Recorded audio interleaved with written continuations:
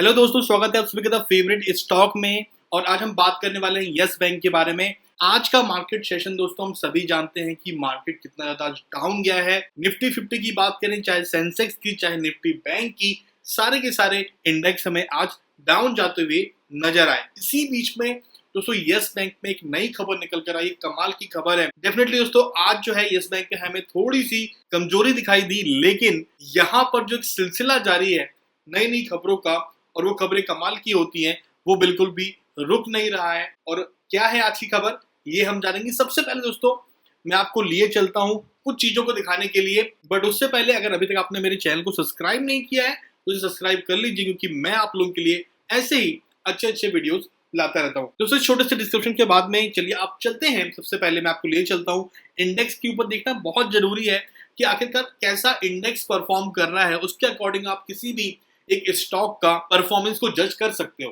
देखिए, मैंने आपके सामने जो है एनएससी का एक इंडेक्स ओपन किया हुआ, और अगर आप देखें तो तकरीबन सारे के सारे इंडेक्स ही आपको यहाँ पर रेड में दिखाई दे रहे होंगे, एक्सेप्ट द इंडिया विक्स। क्योंकि हम सभी जानते हैं जब भी मार्केट डाउन जाता है तो विक्स ऊपर जाता है, और जब भी ऊपर जाएगा तो इंडिया विक्स नीचे आता है। तो दोस्तों ये तो आप सभी जानते ही होंगे, लेकिन अगर आप देखें मेन तो नीचे आकर कि निफ्टी बैंक जो है तकरीबन आज 1.60% डाउन हुआ, नीचे इसने क्लोजिंग दी। इसके अलावा जितने भी और सेक्टर्स हैं, चाहे वो निफ्टी ऑटो है, निफ्टी फाइनेंशियल सर्विस है, या फिर निफ्टी एफएमसीजी है, निफ्टी आईटी है, या फिर निफ्टी मीडिया, ये सारे के सारे इंडेक्स आपको डाउन ट्रेंड में दिखाई दिए। स्पेशली अगर हम बात करें निफ्टी बैंक की, अगर मैं इसमें आपको क्लिक करके दिखाऊं तो आप देखें तकरीबन आपको सभी स्टॉक यहाँ पर नीचे जाते हुए नजर दिखाई दे रहे होंगे, एक्सेप्ट द कोटक बैंक। इसके अलावा यहाँ पर कोई भी स्टॉक आपको ग्रीन में दिखाई नहीं दे रहा होगा।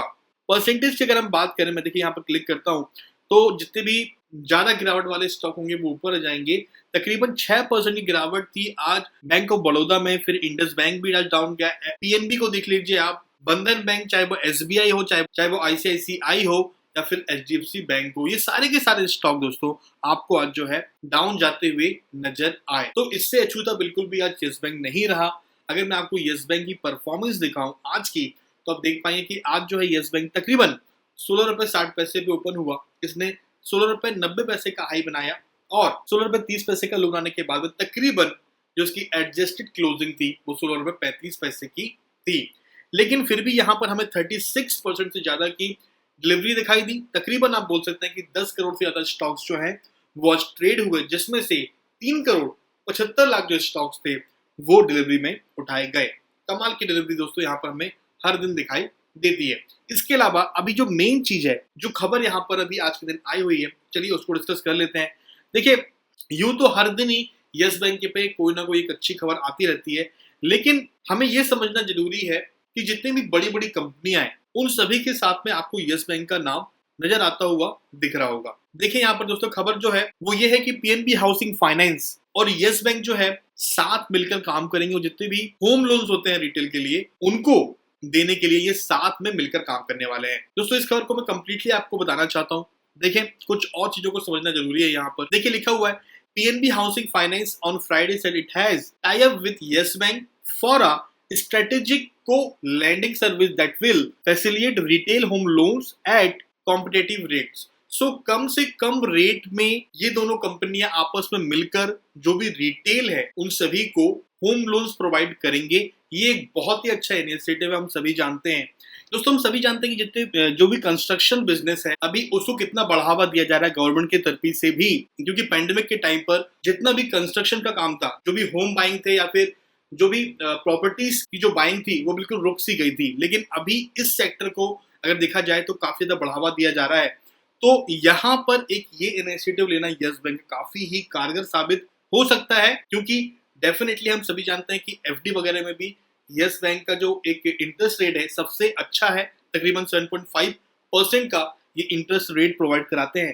तो डेफिनेटली अगर आप होम लोन लेते हैं तो वहां पर भी इनके रेट्स, इंटरेस्ट ऑफ रेट जो है वो काफी ही कमाल के रहेंगे। दोस्तों अगर हम बात करें किसी भी फाइनेंशियल कंपनी की और बैंक की, तो उसको जो है आरबीआई ने अलाउ किया है। अभी जस्ट बात करें अगर नवंबर 2020 में ये अलाउ किया है उन्होंने कि जो भी फाइनेंस वाली कंपनीज हैं वो किसी बैंक के साथ में टाई अप करके होम लोन्स को जो है प्रोवाइड करा सकती है, क्योंकि इससे एक बेटर एक्सपीरियंस प्रोवाइड होता है रिटेल कस्टमर को। क्योंकि यहाँ पर दोस्तों हमें ये समझने वाली बात है, काफी दिनों से दोस्तों जो एक तरीका चला आ रहा है लोन देने का, होम लोन हो या फिर कोई सा भी लोन हो, उसे चेंज करने की दरकार है। हम सभी जानते हैं जब भी लोन लेने के लिए अगर आप किसी बैंक में जाएंगे तो कितनी ज्यादा एक पेपर डील होती है, काफी कुछ, मतलब काफी दिनों का एक लंबा प्रोसेस होता है वो, राइट। उस चीज को दोस्तों कितना एक इजी वे में लेकर आ सकते हैं, कितना सरल कर सकते हैं लोगों के लिए, ताकि इतना डिफिकल्ट वो ना हो। तो उस चीज का दोस्तों यहाँ पर खास तौर पर ध्यान दिया गया है,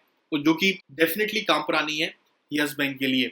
सो ये डील दोस्तों मेरे ख्याल से आने वाले टाइम पर दोनों कंपनी पीएनबी और PNB housing and yes bank दोनों के लिए बहुत एक अच्छी साबित हो सकती है। इस तरह के दोस्तों हमने देखा है पिछले कुछ दिनों में कई डील्स हुई हैं यस बैंक की बहुत सी नामी गिरामी कंपनियों के साथ में।